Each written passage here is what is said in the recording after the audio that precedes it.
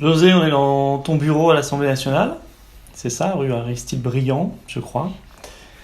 On avait envie de revenir sur une phrase qui nous a pas mal choqué et révolté.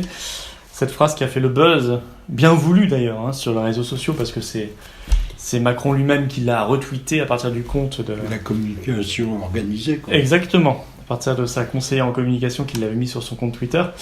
C'est notre cher président de la République qui dit que les pauvres nous coûtent, enfin les aides sociales pour les pauvres, nous coûtent un pognon de dingue.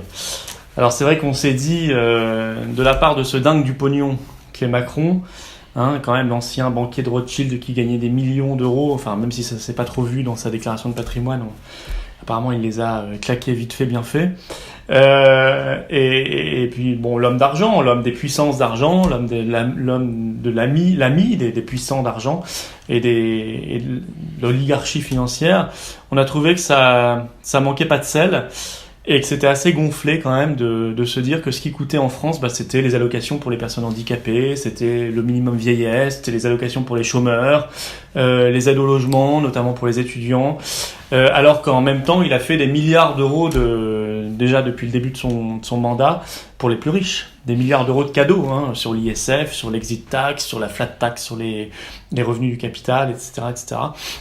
Donc on est extrêmement choqué par ces politiques et on voudrait faire à peu près exactement l'inverse en fait. Je sais pas ce que tu en penses, mais... Oui, je crois que le ruissellement de la richesse n'est pas le ruissellement de la pauvreté.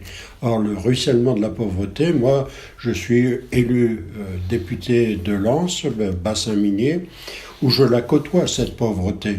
Cette pauvreté, c'est 23% de RSA, c'est 20% de chômeurs, un salaire médian annuel de 15 000 euros. On ne peut pas dire qu'effectivement, il y a, de ce point de vue, amélioration de la situation.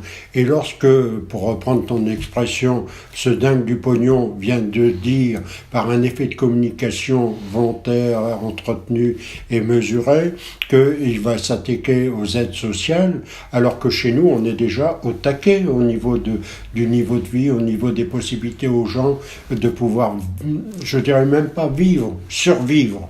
Et donc survivre dans des conditions comme ça, lorsque on entend que on va donner un coup de verrou aux aides sociales, c'est encore décider que le ruissellement de la pauvreté ne va pas s'arrêter parce qu'il faut, comme tu le disais, faire plaisir aux copains, aux banquiers, aux multinationales et à partir de là, trouver les moyens d'une politique qui satisfasse leurs intérêts. C'est vrai, c'est totalement vrai et je crois que là où tu es élu, tu mesures bien, puis dans toute ta vie politique, tu l'as bien mesuré dans la détresse de certaines familles, de travailleurs, de chômeurs ou de chômeurs malgré eux évidemment, qui ont été mis au chômage, jetés au chômage quand les mines ont fermé, quand l'industrie a disparu et qu'on a, et puis tous les commerces alentours, enfin tout ce qui va avec, a fermé. On a mis les gens dans une situation de pauvreté extrême et aujourd'hui on les pointe du doigt en quelque sorte. On fait croire que les coupables de la dette, c'est eux, les coupables des déficits publics, ce seraient eux. C'est une grande facilité, c'est faux d'abord, c'est faux, et puis c'est extrêmement cynique. Et ce cynisme, c'est peut-être une des marques de fabrique les plus incroyables, les plus scandaleuses de ce quinquennat Macron. Tout à fait, parce que je crois qu'il faut, les gens qui sont dans ces difficultés, ça suffit pas, il faut les culpabiliser d'être dans leurs difficultés. C'est ça. Et donc exprimer à partir de là, on vous a donné de l'argent, vous ne savez pas vous en sortir. Le problème, c'est pas ça, c'est que pour trouver du travail, faut-il encore qu'il y ait des usines? Or, il n'y en a plus. L'Europe est passée par là. Depuis 50 ans, elle a tout détruit. Et donc, aujourd'hui, on est dans une situation où les inégalités sociales vont encore accentuer une démarche de mise en cause des gens qui sont dans les difficultés. Et donc, Macron, de ce point de vue, est bien l'expression du grand capital. C'est ça, c'est la politique du capital et qu'on voit à tout niveau, de manière plus assumée que jamais. Sarkozy, c'était déjà ça. Hollande, c'était déjà ça. Mais c'est vrai que là, c'est fait de manière transparente. Je vais prendre un autre exemple. Ne serait-ce que cette petite vidéo, qui est évidemment une mise en scène. Évidemment, si c'est pas une vidéo volée, c'est une vidéo qui est mise en ligne par sa conseillère en communication et qu'il a lui-même retweeté sur le compte Twitter de l'Élysée et du président de la République. Donc c'est une mise en scène dans laquelle il se livre à ses diatribes contre les pauvres et en plus de manière assez vulgaire parce que, comme d'habitude, Macron pense que c'est en parlant vulgaire qu'il va parler peuple.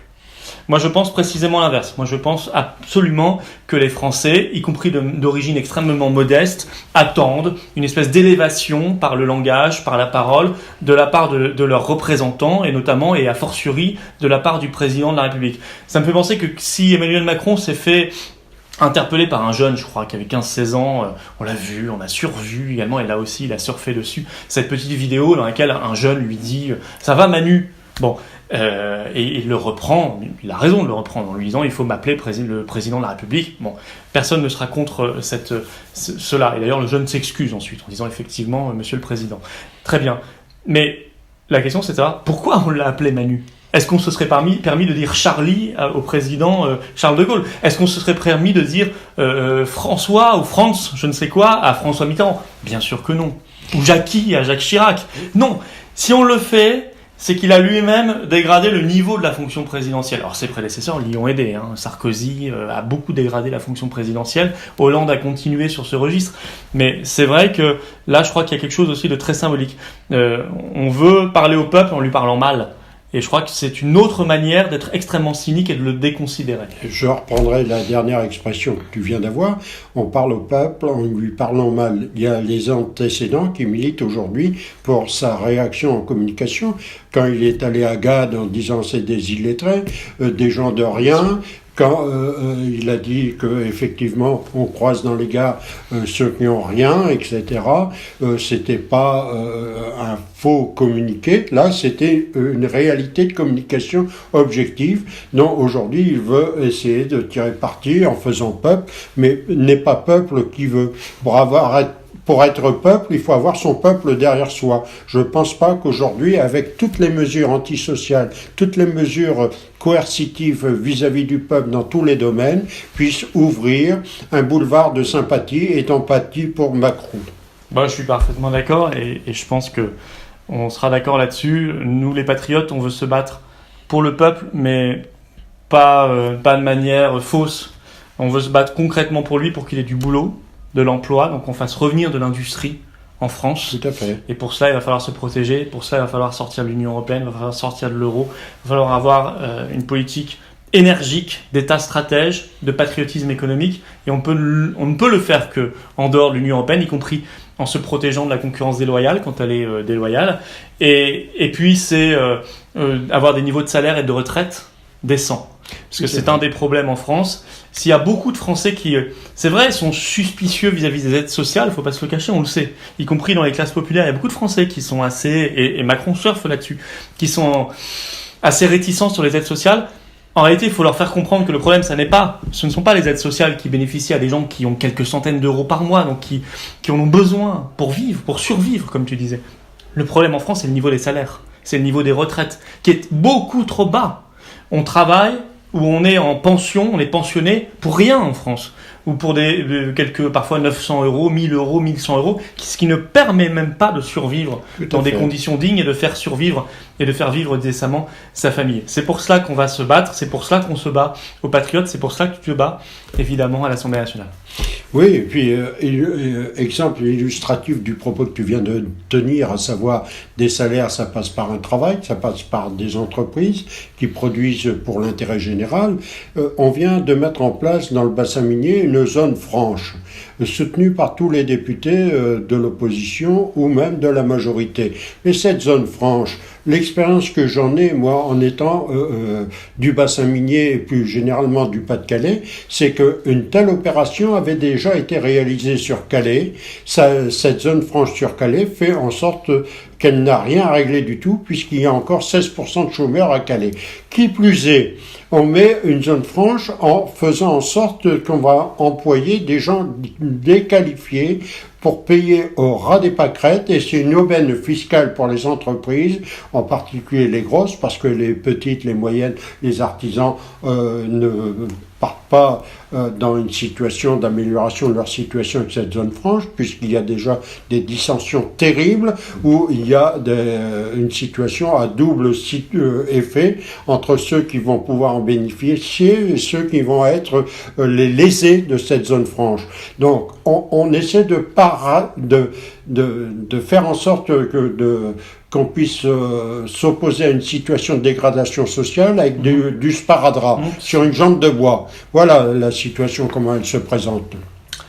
Eh ben, je crois qu'on a fait à peu près le tour de ce sujet. Je suis certain que l'actualité ne sera pas terminée parce que j'ai bien le sentiment que le président Macron a envie de surfer sur cette politique de cynisme antisocial, mais il aura face à lui une alternative extrêmement sérieuse, extrêmement crédible, qui s'appelle les Patriotes. Tout à fait. À bientôt, José. À bientôt.